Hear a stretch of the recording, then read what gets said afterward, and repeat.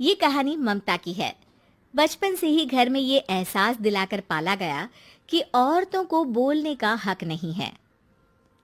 अरे ममता, जरा जल्दी जल्दी हाथ चलाओ। रोज ऑफिस में देर पहुंचता हूँ तुम्हारे कारण।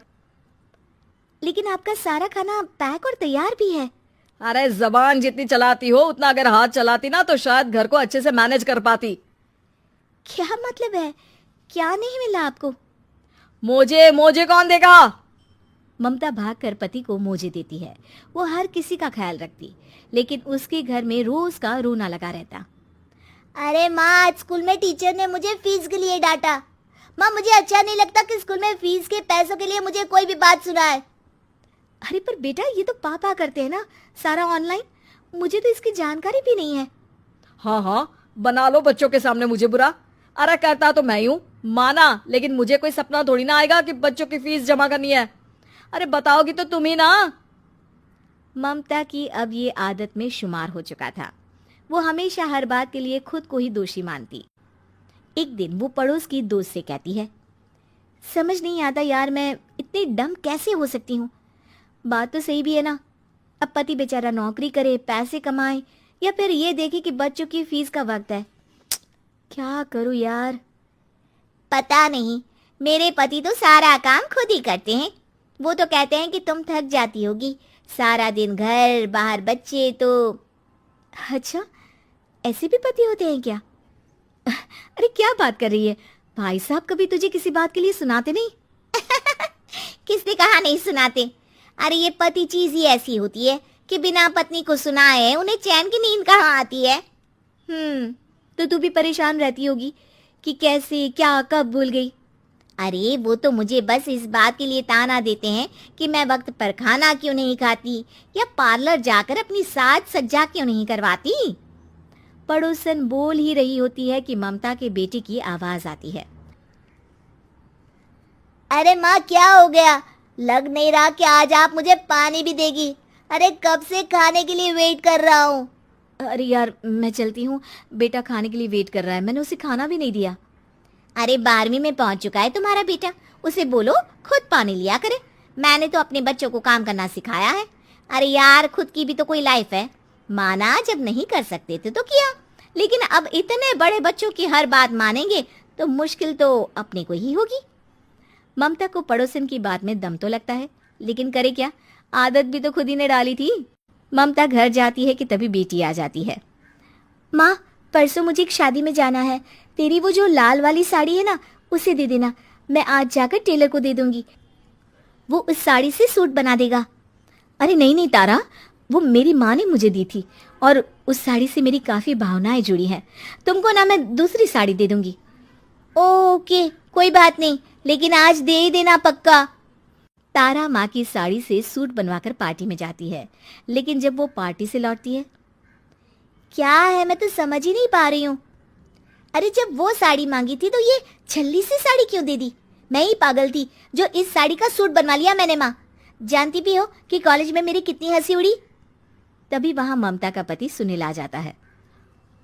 अरे गवार औरत, जब बेटी साड़ी मांग रही थी तो दे देती ना।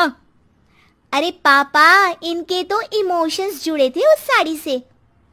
ममता इतने सब के बाद भी कुछ नहीं बोलती। मेरी बेटी की बेइज्जती हो गई, मैं बिल्कुल बर्दाश्त नहीं कर सकता ये। मैं नहीं चाहता कि मेरी बेटी से कोई भी ज्यादा सुंदर लगे पूरे कॉलेज में। जी, वो पढ़ने में तारा बिल्कुल अच्छी नहीं है, उसकी पढ़ाई पर आप ध्यान दीजिए ना। अच्छा, अब तुम मुझे बताओगी कि मुझे किस पर ध्यान देना और किस पर नहीं। रमेश जैसा ही ये वाक्य पूरा करता है, ममता की बेटी और पति उस पर जोर जोर से हंसते हैं। अरे ठीक है ना, पता ही नहीं चला कि कैसे वक्त इतना बीत गया। अरे कैसे पता चलेगा माँ, हम लोगों के पीछे जो तू बैताल की तरह चिपकी रहती थी, तुझे कैसे वक्त का पता चलता? ममता को पहले सास ससुर, फिर पति और बच्चों की तरफ से इस तरीके की बातें सुनकर उसका मन बहुत दुखी रहता था। एक दिन, सुनो ना, बहुत दिनों से कमर के नीचे बहुत दर्द रहता है। कल मैंने देखा तो एक फोड़ा था। अरे ममता, एक बार अपने पति से बात करो, वो तुम्हारा फोड़ा डॉक्टर को दिखा देंगे। अरे नहीं नहीं, वो तो गुस्सा हो जाएंगे। अरे क्यों गुस्सा हो जाएंगे? तुमको दर्द है। हाँ, लेकिन वो यही बोलेंगे कि ऑफिस जाऊं या फिर तुम्हें लेकर डॉक्टर के पास। तो बेटे से ही बात कर ले। अरे वो तो मैं कर लूं, लेकिन फोड़ा है ऐसी जगह कि उसे बताते मुझे शर्म आएगी। लेकिन कुछ ना कुछ तो करना जरूरी है ना, ऐसे कब तक फोड़े के दर्द से तड़पती रहेगी। अब तो सोच रही हूँ कि इनसे बात कर ही लूं, वरना दर्द के मारे कहीं मर ना जाऊं। लेकिन शाम को, ममता क्या किया तुमने आज? खाने के डिब्बे में कैसा खाना दिया था? दाल खराब हो गई थी। कब की थी? दाल तो मैंने सुबह ही बनाई थी, खराब कैसे हो गई? अच्छा सुनिए ना, मुझे कहना है कि अरे गरम दाल बंद करोगी तो ऐसा ही होगा ना। बेइज्जती हो गई सबके सामने मेरी। ऑफिस वालों ने ऐसा मजाक उड़ाया कि क्या बोलूं। कल से ठीक से खाना देना है तो देना, वरना खाना देना बंद कर देना। बाहर खा लूंगा मैं। ममता जो पति से अपनी परेशानी बताने वाली थी, वो अब ये सोचने लगती है कि कल से पति को खाने में क्या दे। अगले दिन ममता थकी थकी सी हालत में, आप लोगों के लिए नाश्ता बना दिया है, खाना बनाने की हिम्मत नहीं है आज तो। रात भर सोकर थक गई है ना, इसीलिए तो खाना नहीं बना सकती। हिम्मत नहीं हो रही है, मैं बस सोने जा रही हूँ। बस मैडम को सोने का बोल दो, फिर देखो कैसे सोती रहती है। माँ फिर वही पराठा सब्जी। अरे हमारे साथ के दोस्त एक से बढ़कर एक नाश्ता खाना लेकर आते हैं, आप तो बस। सभी घर से निकल जाते हैं, लेकिन जब शाम को बेटा घर आता है तो घर में अंधेरा रहता है। बेटा लाइट जलाता है। क्या माँ, तुम्हारा भी जवाब नहीं है बिजली का बिल बचाने के लिए? वो बोल ही रहा होता है कि सामने माँ जमीन पर लेटी मिलती है। वो उसके पास जाता है। अरे माँ, क्या हो गया माँ? तभी वहां पड़ोसन आती है। अरे बेटा, तुम्हारी माँ के पैर के पास एक फोड़ा है, जिसके कारण ये लगातार कमजोर होती जा रही थी। मैंने उसे पहले ही कहा था कि घर में बता दो, लेकिन तुम्हारी माँ किसी को तंग करना नहीं चाहती थी। तभी वहां डॉक्टर आ जाता है। अरे इनके ऑर्गन में दिक्कत है, कोई बात है जो इनके मन में खटक रही है। अरे नहीं नहीं, इसके मन में कोई बात नहीं है, कोई काम है नहीं ना इसके पास, सारा दिन बस घर में ही रहती है। देखिए मैं तो ये नहीं जानता, लेकिन हाँ इनके मन में हमेशा कोई बात रह जाती होगी, इसीलिए उनकी ये हालत है। अगर आप समय से नहीं ले आते तो हो सकता था कि। अरे नहीं नहीं डॉक्टर साहब, हम पूरी कोशिश करेंगे कि वो ठीक हो जाए। हम लोगों ने अपनी ही परेशानी माँ के सामने रखी, लेकिन किसी ने माँ की दिक्कत को जानने की कोशिश तक नहीं की। हाँ, मैंने भी ममता को हमेशा घरेलू जरूरत से ज्यादा काम का नहीं सोचा था। ममता को होश आता है और वो खुद को अपने बेडरूम में देखती है। वो उठने की कोशिश करती है कि माँ, अब आप नहीं उठेंगी, हम लोग है ना, हम लोग आपको पूरी तरह से खुश रखने की कोशिश करेंगे। अरे विनोद, तूने हलवाई को सारा सामान तो दे दिया है ना। अक्षय की शादी में कोई कमी नहीं रहनी चाहिए, आखिर सबसे छोटा भाई है तुम सबका। हाँ माँ, आप चिंता मत करो, मैं पूरा ध्यान रखूंगा। मंगल बेटा, तूने तो कहा था कि फूल का ऑर्डर दे दिया है, यहाँ तो फूल पहुँचे ही नहीं। अब क्या बहू की विदाई के बाद फूल आएंगे? माँ, मैंने अभी बात की है फूल वाले से, वो रास्ते में ही है। आप किशोर भैया से क्यों नहीं कहती कुछ करने को? किशोर पहले ही मेरे बताए काम कर रहा है। पास के सभी रिश्तेदारों और मोहल्ले वालों को कार्ड वही तो देकर आया था। रिसेप्शन के लिए हॉल भी उसी ने बुक किया था। टेंट कुर्सी वालों को भी तो वही देख रहा है। पर कई मोहल्ले वाले तो हमारे भरे पूरे परिवार से जलते भी है, उन्हें बुलाने की क्या जरूरत थी? बेटा, शादी ब्याह में तो बुलाना ही पड़ता है, नहीं तो लोग क्या कहेंगे। दादी दादी देखो ना, हलवाई अंकल हमें लड्डू नहीं दे रहे, आप इनको डांटो ना। अरे चैन सुख दे देना बच्चों को लड्डू, क्यों तंग कर रहा है इन्हें? बीबी जी, मैं कहाँ मना कर रहा हूँ, लेकिन लड्डू बनते ही ये बच्चे उठा उठा कर खा लेते हैं। अरे मैं तो इन्हें थाल में रख के परोस भी नहीं पा रहा। भागो, अब कोल्ड ड्रिंक पीने चलते हैं। भागो भागो, अब कोल्ड ड्रिंक पीने चलते हैं। जैसे कि आप देख रहे हैं, आज इस घर के सबसे छोटे बेटे अक्षय की शादी है। घर में बहुत चहल पहल है। कुलभूषण की बीवी कमला को फुर्सत ही नहीं है कामों से, लेकिन कुलभूषण और घर के बाकी लोग कहाँ हैं? आइए देखते हैं। अजी, आप यहाँ आराम से बैठकर गाने सुन रहे हो और घर में अभी तक इतने काम बचे हैं करने को। अरे भाई, मेरे सबसे छोटे बेटे की शादी है, इसके बाद तो मैं अब चिंता मुक्त हो ही जाऊंगा। और फिर घर में तुम हो, बेटे बहुएं हैं, तुम लोगों के होते हुए मैं क्यों काम करूं? मैं तो शान से बेटे की शादी में जाऊंगा तैयार होकर। अरे ठीक है, अब आप आराम ही कीजिए। एक बार अभिषेक की बीवी आ जाए, फिर मैं भी आराम करूंगी और मेरी चारों बहुएं पूरे घर की जिम्मेदारियां संभाल लेगी। इतना कहकर कमला वापस अपने काम में लग जाती है। बेटा भी, तू अब तक तैयार नहीं हुआ? किससे बात कर रहा है फोन पर? तैयार कैसे हूँ? सैलून जाने से तो आपने मना किया है क्योंकि मुझे हल्दी लग चुकी है। भाभीियों को देखो, सुबह से पार्लर में है।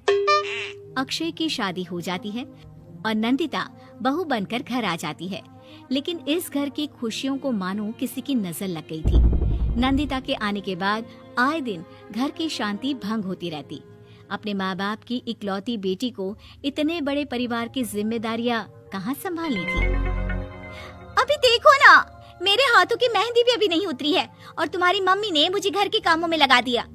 मैंने सोचा था कि घर की सबसे छोटी बहू होने के कारण मुझे सब पलकों पर बिठा के रखेंगे, पर यहाँ तो पलक झपकने की भी फुर्सत नहीं मिलती।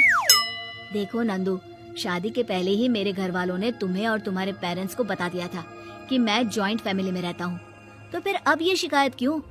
और फिर तुमसे पहले मेरी भाभी भी तो आई थी शादी करके, उन्होंने तो कभी कुछ नहीं कहा। नंदिता तब तो चुप हो जाती है, लेकिन ऐसा बहुत दिनों तक नहीं चलता।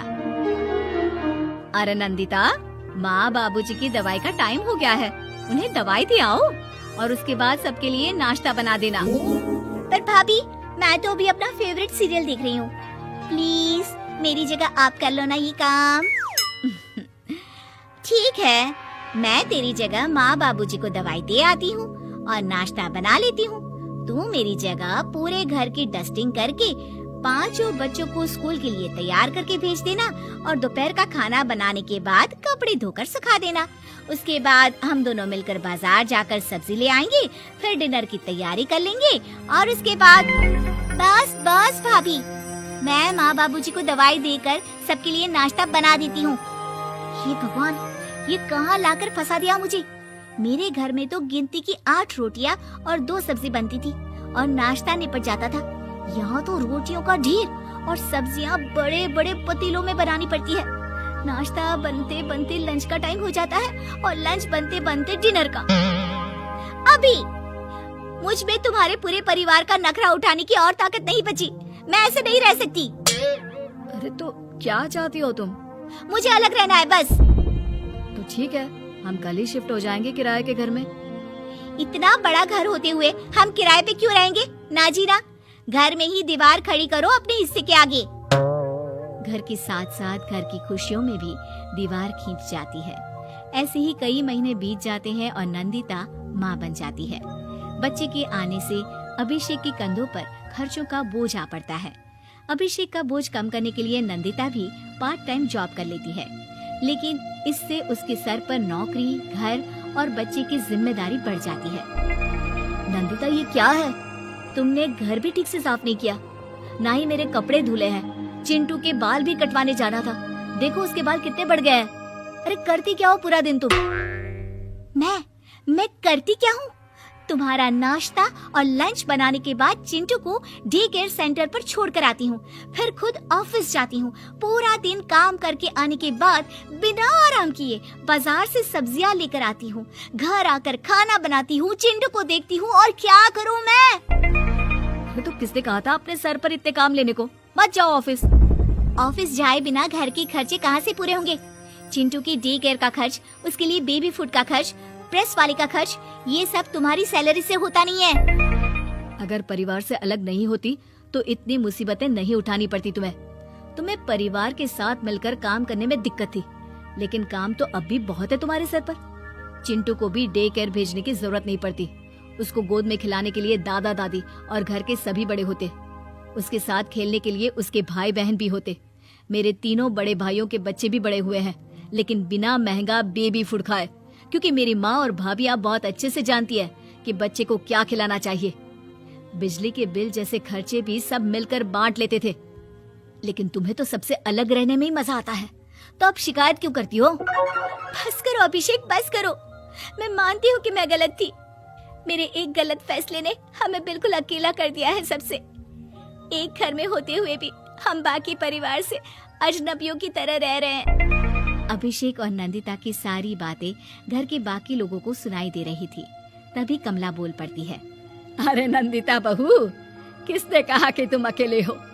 तुम्हारा इतना भरा पूरा परिवार है ना तुम्हारे साथ। हम तो बस ये चाहते थे कि तुम अपनी गलती समझ जाओ। अगर हम तुम्हें समझाते तो शायद तुम ना समझती, लेकिन अपनी गलती का एहसास तुम्हें खुद हो गया है, तो अब तुम समझ चुकी हो परिवार में एक साथ रहने का मोल क्या होता है। मम्मी जी मुझे माफ कर दीजिए, अब ऐसा दोबारा कभी नहीं होगा। अरे माफी बाद में, पहले मेरा पोता जरा मेरी गोद में तो दे, और तू जाकर सबके लिए चाय बना ला।